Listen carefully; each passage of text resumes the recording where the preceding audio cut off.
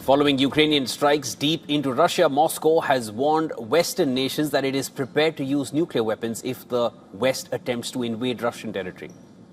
But Russian Deputy Foreign Minister Sergei Ryabkov, he said that an attack on Russia's territorial integrity could lead to a nuclear response in the worst-case scenario.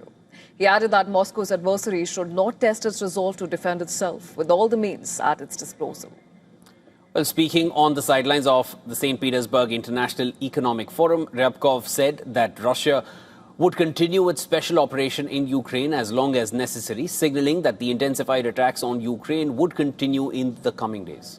Meanwhile, U.S. Secretary of State Marco Rubio also warned of a growing escalation risk as the Ukrainian military becomes more adept at striking deep inside Russian territory. Listen to this. That's been the one dynamic that's changed in the last few months is Ukraine has become increasingly effective at conducting long-range strikes deep into Russia and deep against critical nodes of the Russian economy. And I think one of the things that reminds us of why it's important to try to bring this war to an end if we can, because the risk of escalation is real, more real than it was 2 years ago.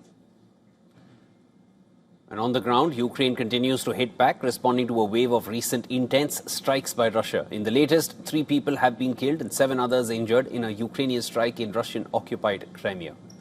Russia also accused Ukraine of killing 8 civilians and wounding 11 more in a drone attack on a passenger bus in a Russian-controlled part of the Donetsk region in eastern Ukraine. And this is the exact moment when the drone hit passenger bus, leading to a large explosion. On Wednesday, Ukrainian drones hit an oil complex and military base in St. Petersburg as ministers and officials gathered for a flagship economic forum in the city. Ukrainian President Zelensky called the strikes fair retaliation for Russia's bombardment of Ukraine.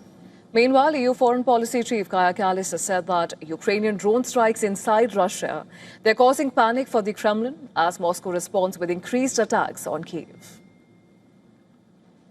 It clearly shows also panic on Russian side. Why they are increasing the terrorist attacks that they're doing in Ukraine is because they don't know what to do with these things. Why they have turned off the internet and all this access to information for the regular Russians is because, you know, otherwise they would also see what is going on. And that is, of course, posing some very serious questions to Putin and its regime.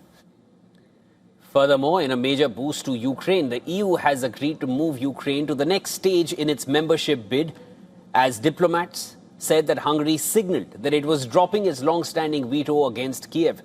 Since Orban's ouster in the month of April, Hungary's new Prime Minister Peter Magyar has suggested that he would be happy to move forward on Ukraine's accession.